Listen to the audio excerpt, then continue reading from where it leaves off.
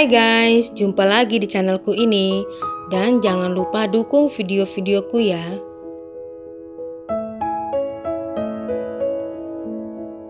Dalam sebuah keluarga yang berbeda karakter, keharmonisan sangat diidam-idamkan semua orang dalam rumah tangga.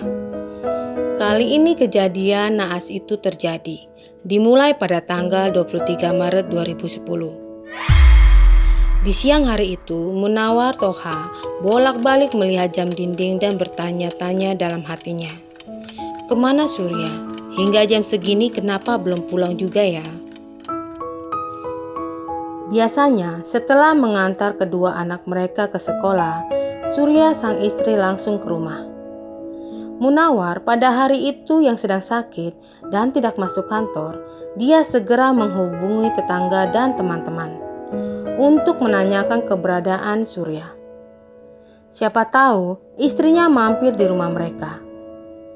Tapi tetangga dan teman-temannya tidak tahu perempuan itu berada di mana saat itu. Saat jam bubar sekolah, Munawar menjemput kedua anaknya yang seharusnya dijemput Surya. Lalu Munawar menitipkan anak-anaknya di rumah seorang teman.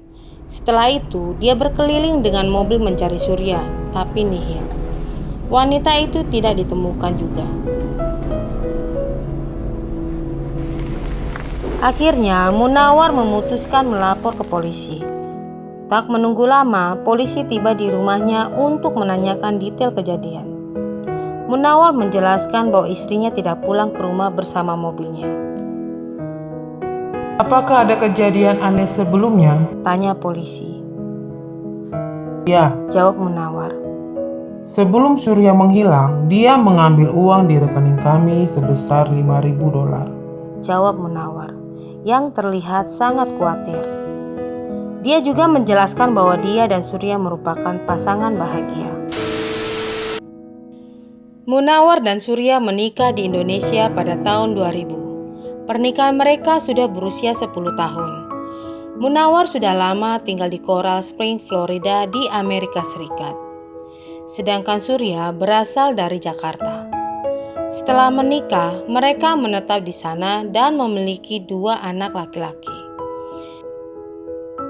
Dia bekerja di Departemen Transportasi sebagai teknisi di jalan tol. Polisi tidak menunda lagi dan segera melakukan pencarian. Mereka menyusuri seluruh kawasan untuk mencari Surya dan sekaligus mobil yang dikendarainya yaitu Dewo Nubira warna silver. Kabar hilangnya Surya pun sudah didengar Titi, adik perempuan Surya yang tinggal di Swedia.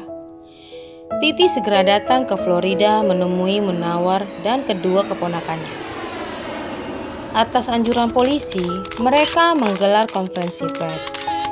Sambil menangis, Munawar meminta agar Surya segera pulang. Dia juga mengimbau masyarakat untuk membantu menemukan istrinya.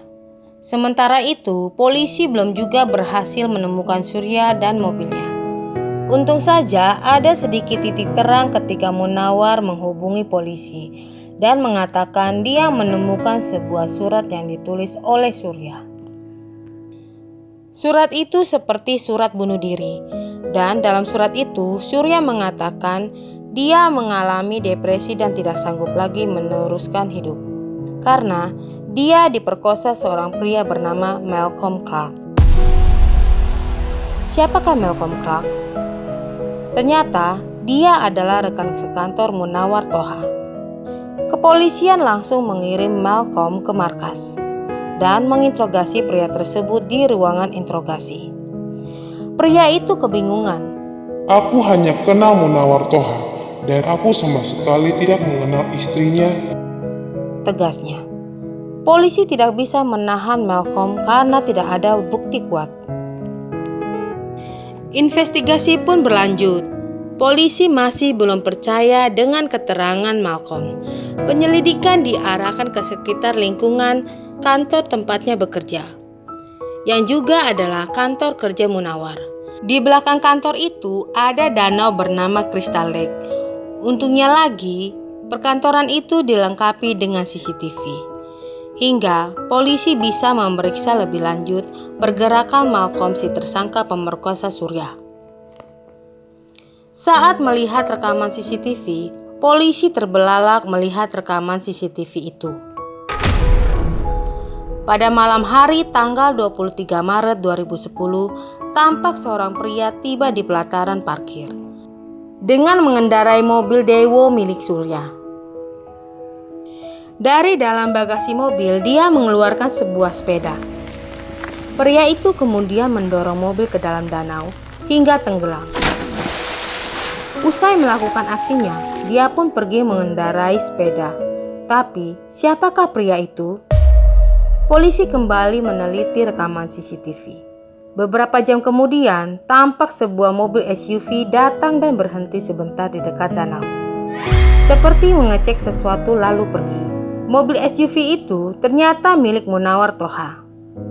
Malam itu juga, polisi mengerahkan tim penyelam untuk memeriksa Danau Crystal Lake. Tak perlu waktu lama, mereka menemukan mobil Daewoo milik Surya dan jasad Surya di dalam mobil yang dibungkus kantong plastik sampah. Sementara itu, polisi mendapat informasi dari adik Surya dan teman-teman mereka bahwa pernikahan Munawar dan istrinya tidak bahagia. Apa Ade tuh denger-dengar yang namanya Michael Cox gitu? Ade bilang nggak pernah, Sari nggak pernah cerita apa-apa. Pria itu sangat controlling, cemburuan, dan sering menuduh Surya berselingkuh.